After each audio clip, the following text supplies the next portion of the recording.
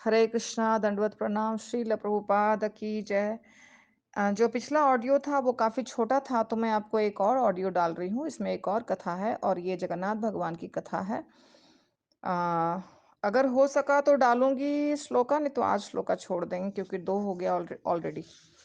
तो जगन्नाथ पुरी से 30 मील दूर एक जगह था, जहाँ पे एक व्यक्ति रहता था जिसका नाम था बंधु मोहंती।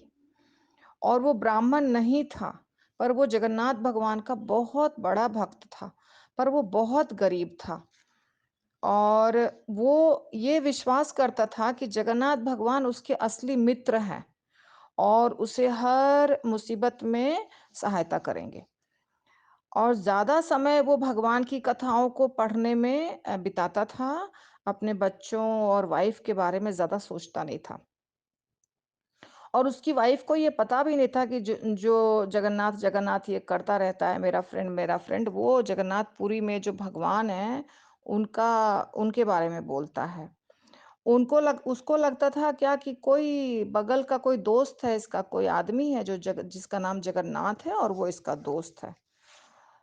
तो वो बहुत परेशान रहती थी क्योंकि जगह बंधु मोहंती कमाते नहीं थे और पैसा नहीं था, बहुत गरीब थे और वाइफ को लगता था कि ये कमाता नहीं है और हम लोग के ऊपर ध्यान नहीं देता है। तो वो बोलती थी कि आपका एक दोस्त अगर है कोई बहुत अमीर है जैसा आप कहते हैं, तो आप क्यों नहीं उसके पास जाते हैं? अगर वो बहुत अमीर है और बहुत बड़े घर में महल में रहता है, वो राजा की तरह रहता है, उसका ड्रेस बहुत कॉस्टली है और उसका लाइफ़स्टाइल बहुत अच्छा है, वो आपका दोस्त है, तो आप उसको जाके उससे हेल्प माँगिए। तो वाइफ नहीं सुनते थे, तो फिर एक दिन वाइफ ने बोला नहीं नहीं, चलिए चलिए चलिए, हमको मिलना है आपके दोस्त से। तो फिर बंधु मोहंती ने बोला कि हम कैसे जाएं अपने दोस्त से मिलने, हम लोग इतने गरीब हैं और हमारा जो दोस्त है वो तो बहुत पैसा वाला भी है और अमीर भी है, तो उसके पास तो हमको कोई गिफ्ट वगैरह लेके जाना पड़ेगा, अच्छे कपड़े पहन के जाना पड़ेगा। हमारे बच्चों के पास तो अच्छे कपड़े नहीं हैं, तुम्हें चूड़ियाँ और हार इत्यादि पहनना चाहिए, नहीं तो हमको तो गेटकीपर घुसने ही नहीं देगा उसके घर में। तो मेरे पास कुछ भी खरीदने के लिए पैसा नहीं है, तो हम कैसे जा सकते हैं मिलने के लिए? तो बंधु मोहंती की वाइफ ने कहा, यदि वो आपका सच्चा दोस्त है और यदि वो अच्छा है, ये फेथफुल है, विश्वसनीय है, तो हम जिस भी अवस्था में हैं, उस अवस्था में वो हमको स्वीकार करेगा। तो आप इसकी चिंता मत करिए, हम लोग चलते हैं और उनसे मदद माँगेंगे। फिर बंधु मोहंती ने अपने वाइफ की बात पे इतना ध्यान नहीं दिया। फिर वाइफ बहुत गुस्से में आ गई और ये सब घटना जो मैं आपको बता रही हूँ, ये सच्ची घटना है, ये कहानी नहीं है। लेकिन कुछ समय के बाद समय बहुत खराब हो गया और उस जगह पे सूखा पड़ गया। बारिश नहीं हुई और सारे लोग भूखमरी से मरने लग गए। और ये घटना है 1392 की, 1392। तो वो सब सारे लोग किसान थे और बहुत चिंतित हो गए, तो इनको भी बहुत चिंता हो गई।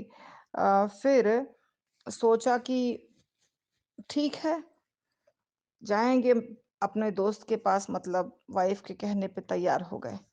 फिर एक रात को बंधु मोहंती अपने पत्नी और बच्चों को लेकर के जगन्नाथपुरी के लिए निकल पड़े, मतलब पैदल, पैदल ही जाते ना, पैसे तो थे नहीं इसके पास। और 30 माइल मतलब करीब-करीब 60 किलोमीटर्स दूर था और पैसा खाने के लिए भी नहीं था। तो ये जो गाँव था, जो वो गाँव का नाम था सटपाड़ा, जो अभी भी होगा शायद। तो पूरे रास्ते में उनको एक जगह थोड़ा-सा चावल किसी ने दिया खाने के लिए, जो तीर्थयात्री वगैरह को कोई दे देता है, वैसे मिल गया उनको। और 3 दिन पैदल चलने के बाद वो पुरी पहुँचे। जब पुरी पहुँचे तो सीधे मंदिर के दरवाजे के पास, मतलब मंदिर के बाहर ऑफ कोर्स वो पहुँच कर के दरवाज़ा तो बंद था, रात का समय था, दरवाज़ा तो मंदिर का बंद था। तो मंदिर में भगवान के लिए जो राइस बनता है, तो राइस का जो माड़ निकालते हैं, उसको माड़ बोलते हैं, मतलब वाटर।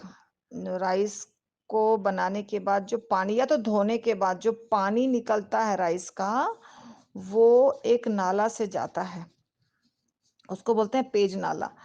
तो वो दक्षिण दिशा दिशा की तरफ है मंदिर के। तो वहाँ पे पानी निकल के बाहर जा रहा था, और मतलब मंदिर के किचन से बाहर निकल के जा रहा था, और वहीं पे इनकी पत्नी ने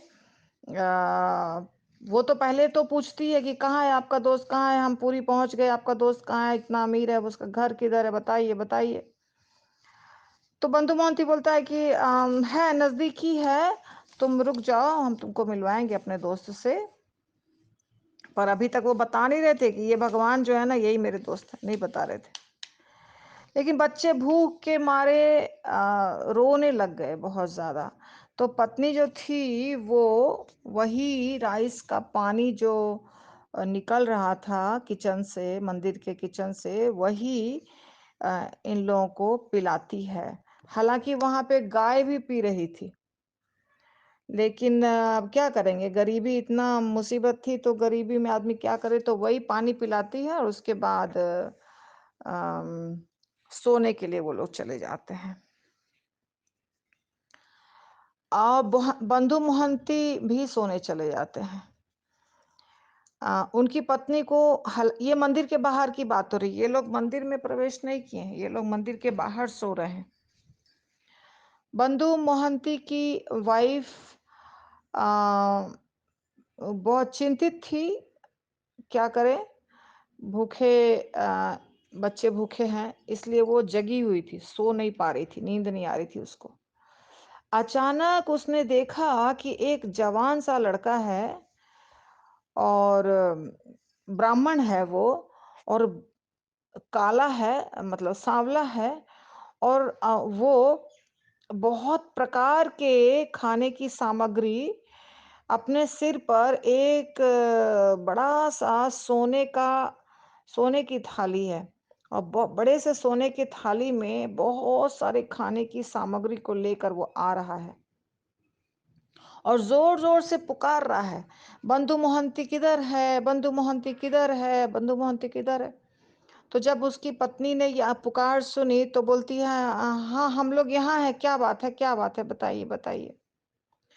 तो फिर वो ब्राह्मण आ जाता है और मुस्कुराता है बहुत अच्छे से, और बोलता है कि मैं बंधु मोहंती का दोस्त हूँ। नहीं, सॉरी,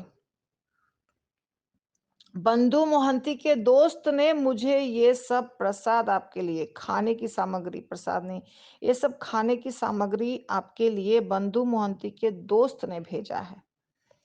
तो आप ले लीजिए कृपा करके, और मुझे जाना है क्योंकि मुझे बहुत काम है। अब इनकी पत्नी ने जब देखा खाना, तो उनको लगा, अरे बाप रे, अभी पूछने, क्या पूछें क्या नहीं पूछें, छोड़ दो, हम ले लेते हैं ये। तो वो कंफ्यूज थी, वो जल्दी से वो पूरा प्लेट ले लेती है, रखती है नीचे, और फिर बंधु मोहंती तो सो रहे थे, बच्चे भी सो रहे थे।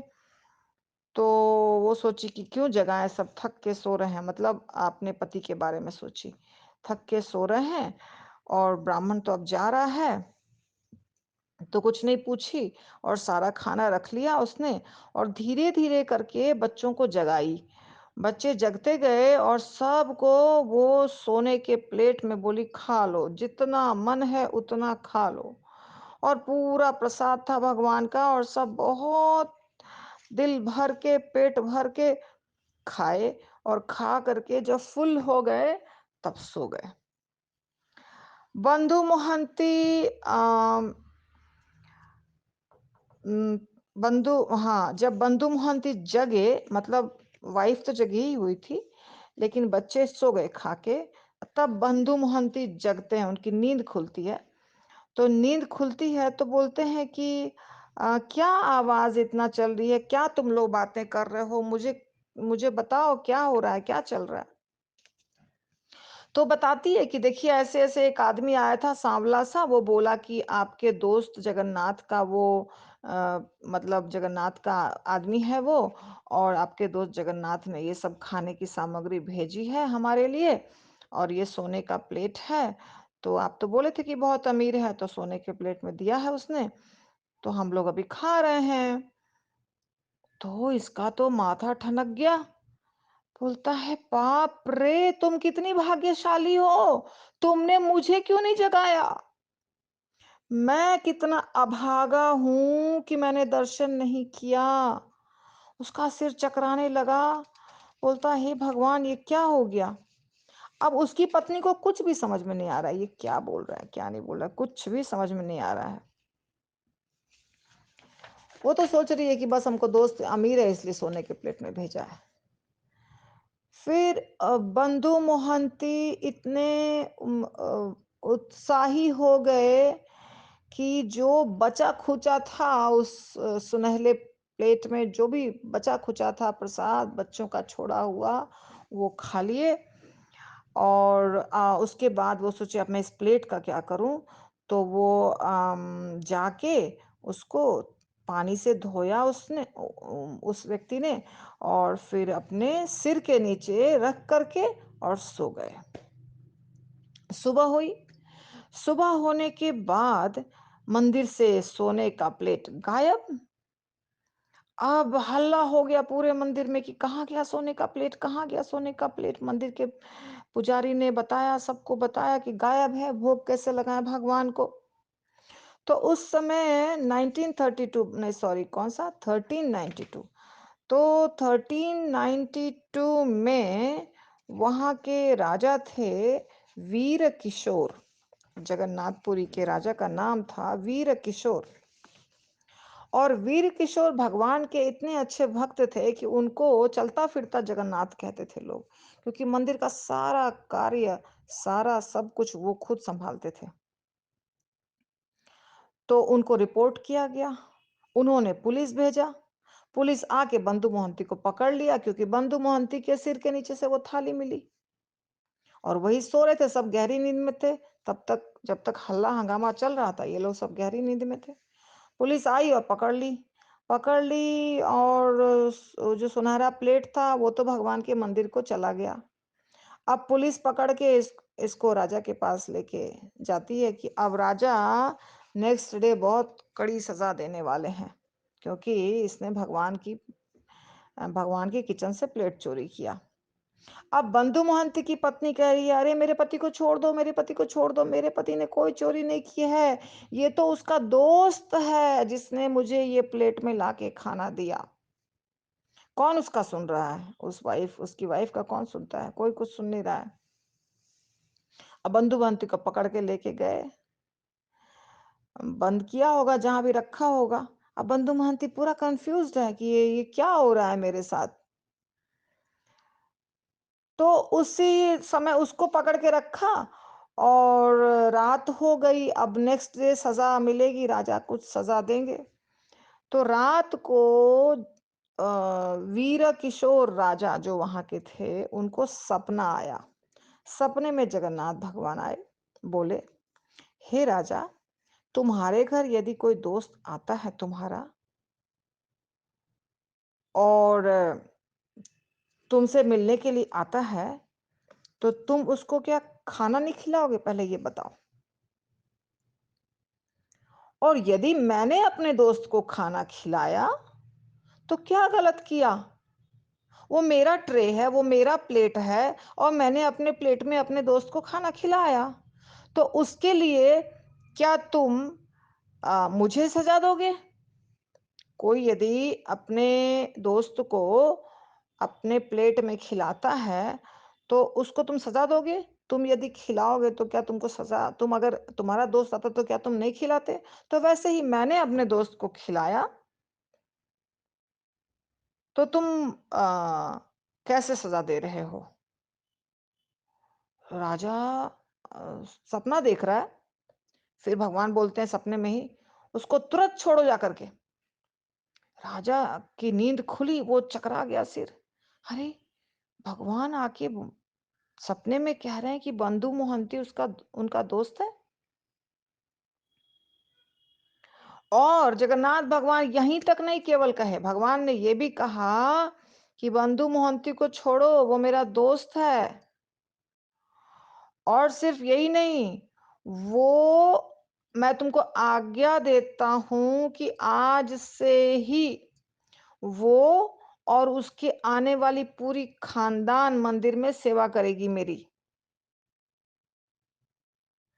और आज तक बंधु मोहंती के खानदान के सारे बच्चे, जो मेल चिल्ड्रन होते हैं, जो लड़के होते हैं, वो जगन्नाथ भगवान की पहली जो खेचड़ा जो बनता है, उनका खेचेड़ा और भोग जो बनता है, स्वीट राइस, घी, चावल वगैरह डाल के, वो बंधु मोहंती के खानदान के लोग ही बनाते हैं आज तक, क्योंकि भगवान ने ऑर्डर दिया था। और उस दिन जब भगवान ने सपना दिया तो राजा ने छोड़ दिया बंधु मोहंती को। फिर बंधु मोहंती को वहां ले जाया गया जहां भी कुकिंग वगैरह होती है। और जब कुकिंग हुई तो बंधु मोहंती को खुद उसको सेवा मिली कि वो भगवान के भोग को वही गोल्डन ट्रे में, वही लोहे, सॉरी, वही सोने के प्लेट में उठा के ले जाके भगवान के विग्रह के सामने रखेगा। ये सेवा मिली, सिर पे उठा के वो लेके गए। और जब भगवान को भोग लग गया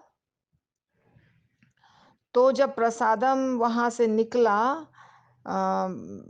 भक्तों के पास जाने के लिए, तो अपने सिर पे लेकर के, इसको ही सेवा मिली सिर पर लेकर के जाने के लिए, मतलब निकलने के बाद, पहले हो सकता है हाथ में, पता नहीं कैसे, लेकिन निकलने के बाद सिर पर ले करके भक्तों तक ले जाने की सेवा इनको मिली।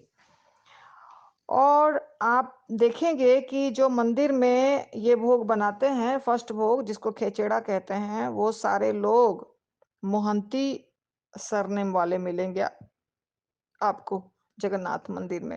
वो सारे सेवक बंधु मोहंती के परिवार के हैं, जो उनके बच्चे के बच्चे के बच्चे, जो आज भी सेवा कर रहे हैं, क्योंकि भगवान ने ऑर्डर दिया था। और मैंने पहले बताया था, आपने शायद ध्यान दिया कि नहीं, कि बंधु मोहंती ब्राह्मण खानदान का नहीं था और कभी जीवन में उसके खानदान में किसी ने सेवा भी नहीं की थी मंदिर में। लेकिन भगवान ने उनको सेवा दिया, और सिर्फ उनको नहीं, उनके खानदान, पूरे खानदान को आज तक सेवा करने का मौका मिला हुआ है, कर रहे हैं, और वो तो मिले, आजीवन चलता रहेगा। तो उसकी योग्यता क्या थी? सिर्फ यही योग्यता थी कि वो जगन्नाथ भगवान को अपना मित्र मानता था, सच्चे दिल से जगन्नाथ भगवान को अपना मित्र मानता था। तो भगवान कहते हैं ना, भगवान तो भाव के भूखे हैं। तो चूंकि जगन्नाथ भगवान को मित्र मानता था, ना उसके पास पैसा था, ना वो बहुत बड़ा कोई पंडित था, लेकिन भगवान को भगवान को अपना मित्र मानने के कारण भगवान इतने ज़्यादा उसके ऊपर प्रसन्न थे, और भगवान भी उसको इतना ज़्यादा मानते थे कि भगवान ने उसे कितना ज्यादा, आप खुद सोचिए कि खुद ला करके भगवान उनके लिए भोग लाए, खिलाया उनको। और बाद में उनकी वकालत की, जब वो राजा सजा देने वाला था, तब भगवान ने वकालत की और सजा नहीं मिली, उल्टा भगवान ने उनको सेवा दी। तो हमने क्या देखा कि मोहंती बंधु मोहंती की तरह भाव पैदा करने के लिए क्या चाहिए? धन चाहिए, दौलत चाहिए, कुछ चाहिए नहीं, सिर्फ भाव था उनका, भाव और श्रद्धा और विश्वास। कितना इंपॉर्टेंट चीज है, श्रद्धा, विश्वास और भगवान से प्रेम। तो इसके चलते इतना अच्छा उनको भगवान ने रिजल्ट दिया। तो ये आपकी कथा हो गई और मैं इसके साथ ही एक श्लोक ऐड कर देती हूँ क्योंकि फिर तीसरा नंबर नहीं डालूंगी। तो एक श्लोक है भगवत गीता के 8वें अध्याय का 5वां नंबर श्लोक है। अंतकाले च मामेव स्मरन् मुक्त्वा कलेवरम यह प्रयाति समद्भावम याति न अस्ति अत्र संशयः। अंतकाले च मामेव, भगवान कह रहे हैं जो अंतिम काल में, जब शरीर हम त्यागने लगते हैं तब की बात हो रही है। अंत काल में जो मेरा, माम एव, मेरा, मुझे, स्मरण मुक्त्वा, स्मरण करते हुए, स्मरण करते हुए, कलेवर मतलब होता है शरीर, और मुक्त्वा मतलब त्यागता है, त्याग करता है। तो जो व्यक्ति अपने जीवन का अंतिम क्षण, जब शरीर छोड़ने वाला है, मृत्यु होती है व्यक्ति का, जो एक 10 मिनट, 5 मिनट, 1 मिनट, जो अंतिम समय होता है, एकदम अंतिम समय, उस समय जो किसी और चीज को नहीं याद करता है, जैसे घर है, परिवार है, बेटा है, बेटी है, धन है, दौलत है, नहीं, सिर्फ कृष्ण को याद करता है। स्मरण मुक्त्वा कलेवरम, कृष्ण को स्मरण करते करते कलेवर छोड़ता है, शरीर छोड़ता है अंत काल में।